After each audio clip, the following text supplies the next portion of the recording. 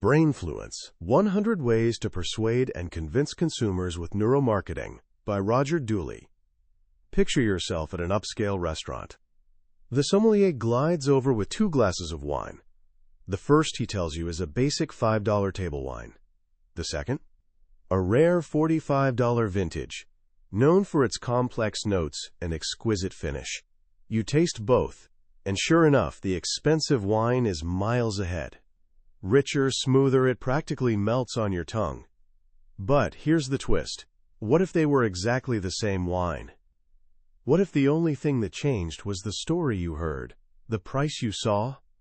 This isn't some magic trick. Researchers at Stanford and Caltech actually did this experiment. When they scanned the brains of wine tasters, they discovered something amazing. The pleasure center of the brain, the medial orbitofrontal cortex, lit up way more intensely when people believed they were sipping the pricey stuff. The pleasure wasn't imaginary. It was real, measurable brain activity. The price tag literally transformed how the wine tasted. This one discovery cracks open a door to a world we couldn't see before. A world where our choices aren't nearly as rational as we'd like to think. For ages, we've treated marketing and persuasion as creative arts, mixing intuition with a dash of luck. But what if there's actual science behind it? That's the game-changing question at the heart of Brainfluence, written by marketing expert Roger Dooley. He's not your typical marketer. He's a pioneer who spent years connecting advertising with neuroscience. As the founder of the popular Neuromarketing blog, he's dedicated himself to understanding not just what people buy, but why they buy it. We're about to uncover the hidden forces behind every choice you make, from your morning coffee to those big life decisions that keep you up at night. You'll discover why the word free has almost magical power, why a baby picture can make people more honest, and why your chair might be affecting your negotiation skills. By the time we're done, you won't just understand marketing better, you'll understand the human mind better. You'll see the invisible strings guiding our behavior, and you'll learn to communicate your ideas in ways that are far more persuasive, ethical, and effective. So get comfortable as we decode the brain's secret language. Ever wondered what's actually happening in your head when you make a decision? We like to imagine ourselves as logical creatures. We make lists of pros and cons, we compare features, we check price tags and decide what's worth our money. But what if all that conscious thinking is just the tip of the iceberg? Harvard marketing professor Gerald Zaltman estimates that about 95% of our thoughts, emotions, and learning happen without us even knowing it. Think about that for a second. We spend all our energy trying to convince that tiny 5% with facts and logic, while a massive, powerful subconscious engine is actually running the show. This is what Brainfluence is all about. It's not about tricking anyone. It's about learning to speak to that other 95%. It's understanding that our brains are ancient machines, running software written thousands of years ago for survival, not for navigating shopping malls. One of the most basic pieces of that ancient software, the feeling of pain. Not just physical pain, but what neuroscientists call the ouch of paying. They discovered something remarkable. When we see a price that seems too high, the same brain area that lights up during physical pain, the insula, springs into action. Buying something literally hurts. This explains why credit cards work so well. They're like painkillers. Swiping plastic doesn't feel like handing over hard-earned cash. It pushes the pain into the future, when the bill arrives, and even then it's just numbers on paper. This pain of paying explains so much. Why do we love all-inclusive resorts or buffet restaurants? Because we pay once, up front. After that, everything feels free. No more pain points. Compare that to a traditional sushi place, where you pay for every single piece. Each bite comes with a tiny stab of financial pain, making you constantly question whether that tuna was worth $5. Dooley calls this selling like a sushi chef, creating multiple pain points that kill the customer's enjoyment. Smart marketers try to minimize this pain. They bundle things together. When you buy a car, you're not paying separately for leather seats, a sunroof, and premium sound. You're buying the luxury package. The bundle hides individual prices, making it harder for your brain to calculate pain for each item. It feels like one choice, not 10. Even how prices are written matters. One Cornell study found that when restaurant menus showed prices as $12 instead of $12, people spent significantly more. The dollar sign is powerful. It's a direct reminder of money leaving your wallet, and simply removing it reduces the pain enough to encourage spending. But our brain's relationship with numbers gets even stranger. It's all about something called anchoring. Our brains don't know what most things are actually worth. Instead, they grab onto the first number they see and use that as a reference point, an anchor, for everything that follows.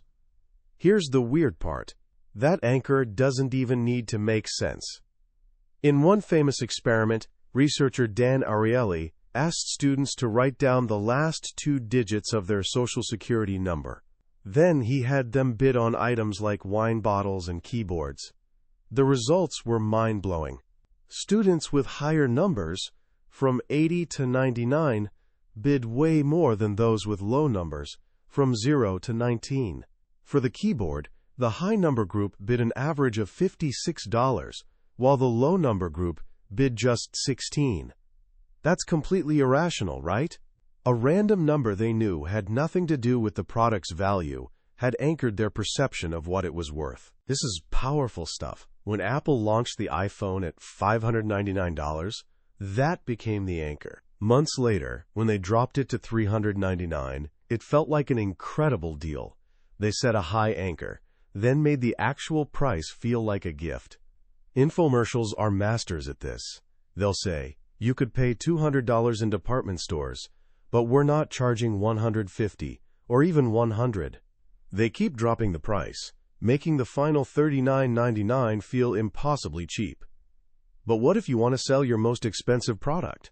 Here's where brains get even more curious. Sometimes, the best way to sell a $275 bread maker is to put a $415 model right next to it. That's what Williams-Sonoma did. They barely sold any of the super expensive models, but sales of the original nearly doubled. Why? The expensive model was a decoy. It reframed the $275 machine from an extravagant luxury to a reasonable middle option. It gave people permission to choose the better option without feeling like they were splurging on the best. The same logic applies to having good, better, best pricing. Most people gravitate toward the middle better option because it feels safest and most balanced. So we've seen how brains process price and value in deeply irrational ways. But it's not just numbers that influence us. Our brains process the world through all 5 senses, and each one is a direct pathway to our emotions and memories. Marketing that speaks to only 1 or 2 senses is leaving most of its power untapped. Think about Singapore Airlines. It's consistently ranked among the world's best. Their success isn't just comfortable seats. It's total sensory branding. They have a signature scent, Stefan Floridian waters, used in flight attendants, perfume, on hot towels, and diffused throughout cabins. Flight attendants wear elegant silk uniforms, matching the cabin decor. Every sensory detail is carefully curated to be consistent and appealing. When you step onto a Singapore Airlines flight, you're entering a complete, multi-sensory world. Smell might be the most potent sense of all. It's the only one that bypasses the thalamus, our brain's relay station, and goes straight to the olfactory bulb, directly connected to the amygdala, our emotion center, and the hippocampus, our memory center. That's why certain smells, like freshly baked cookies, a specific perfume, or rain on hot pavement, can instantly transport you to vivid childhood memories. French author Marcel Proust called this involuntary memory. A smell doesn't ask permission, it triggers an avalanche of feelings and recollections. Marketers who get this create incredibly powerful brand associations. Thomas Pink scents its stores with line-dried linen. Hollister pumps its SoCal fragrance not just inside but outside stores to attract passers-by. One study found that when identical Nike shoes were placed in 2 rooms, one scented with light floral aroma and one unscented, 84% preferred the shoes in the scented room. They even estimated their value at $10 higher on average. The scent changed their perception of the product itself. Sound is equally powerful. Researchers in a wine shop played French and German music on alternating days. On French music days, French wines dramatically outsold German wines. With German music, the opposite happened. Shoppers had no idea the music was influencing their choices, but it absolutely was. Sound can even become a musical logo. Think of NBC's 3-note chime or Intel's 5-note bong. These sounds are instantly recognizable. Nextel built its brand around the distinctive chirp of its walkie-talkie feature. They embedded that sound in commercials, and you'd hear it everywhere in public. It was constant, free audio advertising, reinforcing their unique selling point. Then there's the power of touch. Why do Apple stores have products out on tables, inviting you to pick them up and feel their weight and texture? Because research shows the moment we touch something, our brain starts feeling psychological ownership. In one study, people were willing to pay significantly more for a coffee mug after simply holding it for 30 seconds. That brief physical contact created an emotional bond and made the product feel more valuable. This is why car salespeople are so eager to get you behind the wheel. It's not just about seeing how the car handles. It's about the leather on the steering wheel, the solid door click, the sensation of sitting in the driver's seat. They want you imagining it's yours. So our brains are constantly influenced by subtle cues: price, smell, sound, feel. But one of the strongest influences is the power of a brand itself. Remember the classic Pepsi challenge? In blind taste tests, people consistently preferred Pepsi over Coke. It was a marketing coup for Pepsi. But neuroscientist Reed Montague repeated this experiment inside an fMRI machine to see what was happening in the brain. In the blind test, his results matched. People's brains showed more reward center activity when tasting Pepsi. But then he repeated the test, this time telling them which brand they were drinking. The results completely flipped. Now nearly everyone said they preferred Coke. And their brains changed too. The reward center still lit up, but another area also activated. The medial prefrontal cortex, associated with higher thinking, self-identification, and emotion. The brand, with its lifetime of memories, commercials, and feelings associated with Coca-Cola, was literally overpowering the physical taste sensation. People weren't just tasting soda. They were tasting childhood, summer picnics, and a century of powerful marketing. Their brains decided they liked Coke better, regardless of what was actually in the cup. This is branding's goal, creating associations so strong they become part of someone's identity. This is why consistency matters so much. Every customer experience with your product or service wires those neurons together. If experiences are consistently positive, the brand becomes a shortcut for pleasure and trust. Brands can even build loyalty by creating an enemy. For decades, Apple has masterfully used an us versus them strategy. Their famous 1984 commercial portrayed PC users as mindless, brainwashed drones. Their more recent "I'm a Mac, I'm a PC" ads framed the choice perfectly. Do you want to be the cool, creative young guy or the stuffy, boring suit? This taps into a deep human need to belong to a tribe. By defining who they weren't, Apple made their users feel more special, more cohesive, and fiercely loyal. Beyond branding's big picture, specific words have direct, measurable effects on the brain. Our brains love simplicity and ease. Psychologists call this cognitive fluency. Information that's easy to process feels more true and trustworthy. This is why simple fonts are so persuasive. In one study, subjects got exercise routine instructions. One group saw them in a simple, clean font like Arial. Another saw identical words in complicated, hard-to-read script. When asked to estimate how long the routine would take, the complex font group guessed nearly twice as long, 15 minutes versus just 8. Because the words were hard to read, their brains assumed the task itself would be hard. If you need someone to take action, fill out a form, or sign up for a service, you must make instructions feel effortless. Use simple fonts, simple words, and simple layouts. However, sometimes you want the opposite effect. If you're selling a highly skilled service or luxury product, a more complex font can signal craftsmanship and effort. A fancy restaurant menu in elegant, slightly harder to read script makes diners feel the chef's skills are more advanced and sophisticated. Our brains also love surprises. They're constantly predicting what comes next. If you can break that pattern, you command attention. Copywriters have used this for years. They'll take a familiar phrase, like, "A stitch in time saves 9, and change the last word, "A stitch in time saves money." That unexpected word jolts the brain from its passive state and forces re-engagement. Even Shakespeare did this, inventing words or using nouns as verbs, a technique called functional shift. When readers encounter phrases like, "He gotted me," brain activity spikes. The momentary confusion is a form of pleasure, a puzzle to solve. But perhaps the most powerful copywriting tool of all is the story. Stories aren't just entertainment. They're how our brains make sense of the world. When you listen to a story, your brain doesn't just process words. It simulates the experience. If a character is running, your motor cortex lights up as if you were running. If they see something beautiful, your visual cortex activates. Princeton researchers found that when one person tells another a story, their brain patterns actually synchronize. They called it the mind meld effect. The story creates a shared experience, neural coupling between speaker and listener.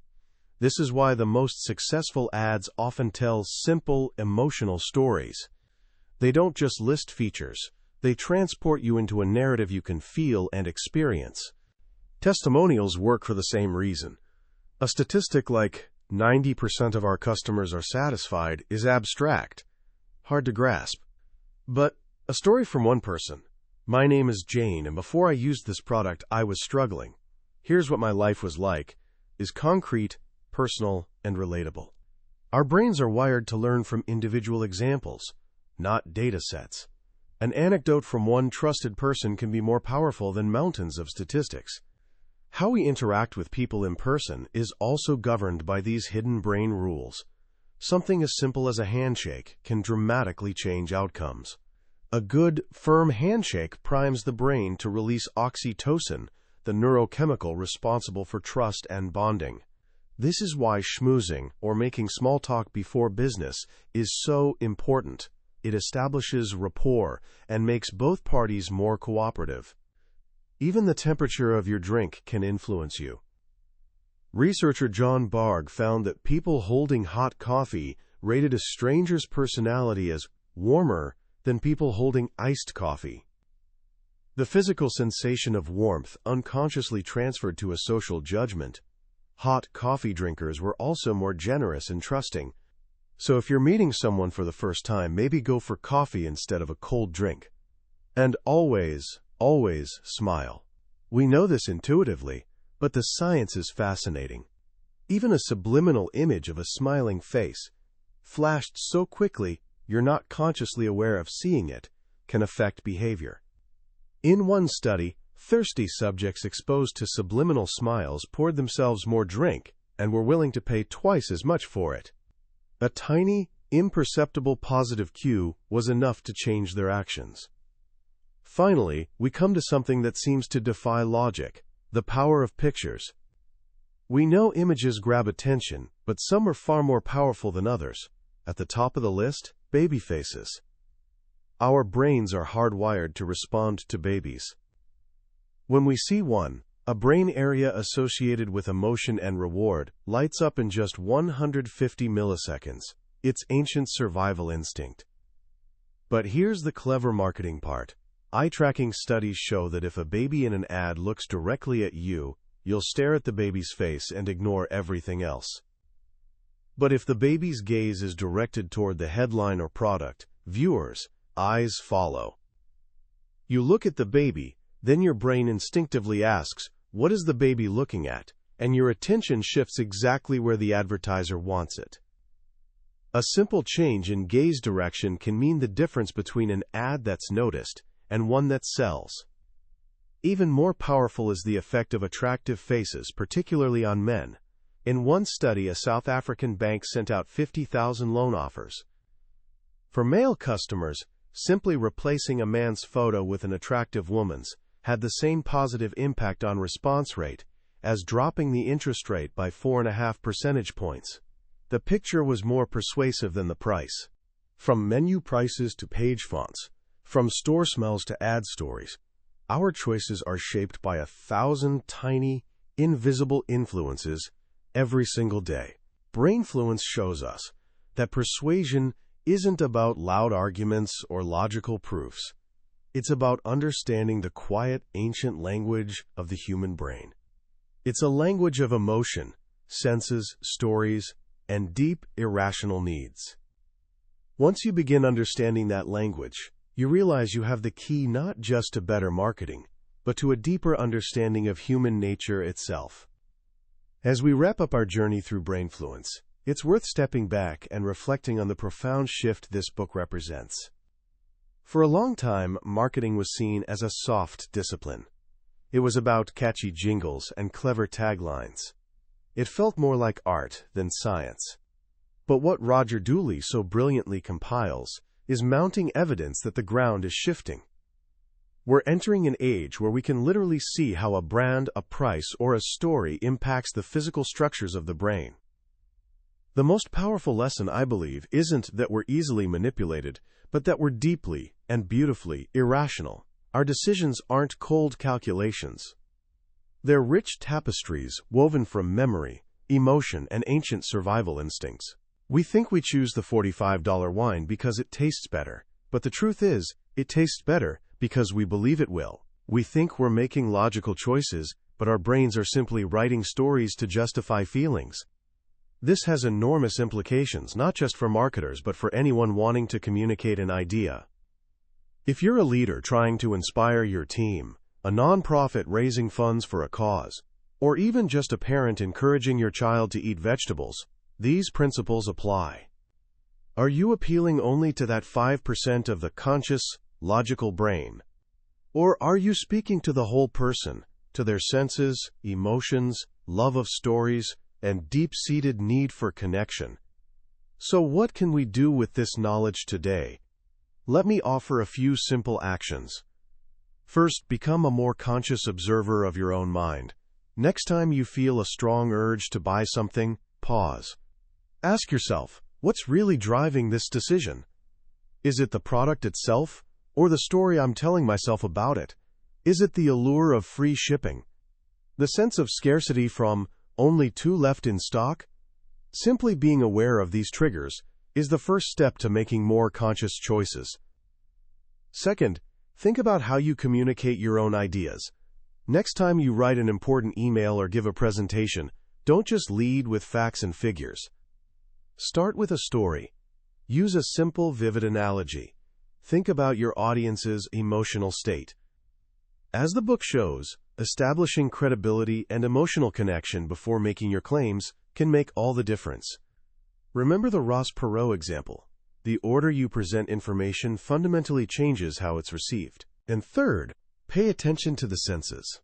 Whether it's your workspace or how you present a gift to a friend, think about the full sensory experience. What does it look, sound, and feel like? As we've learned, these unimportant details are anything but. They're the language of the subconscious brain. That was the book summary of Brainfluence by Roger Dooley. We've explored some of neuromarketing's most fascinating corners today, but I'll be honest with you. A summary is like looking at a map of a beautiful country. It can show you major cities and rivers, but it can never replace walking the streets yourself. The real magic of this book is in the sheer breadth of its 100 insights. Reading it is like having 100 aha moments, one after another. This summary is designed to give you a taste, to help you decide if this journey is one you want to take. If anything we've talked about today sparked your curiosity, I wholeheartedly encourage you to grab a copy. Reading it isn't just learning. It's an experience that will permanently change how you see the world and yourself. You'll find a link to the book in the description below. Also, if you found this summary valuable and want to continue exploring ideas within the world's most powerful books, please take a moment to like this video and subscribe to Billionaire's Bookshelf. It helps us continue bringing these summaries to you and ensures you won't miss our next deep dive. Let's keep learning and growing together.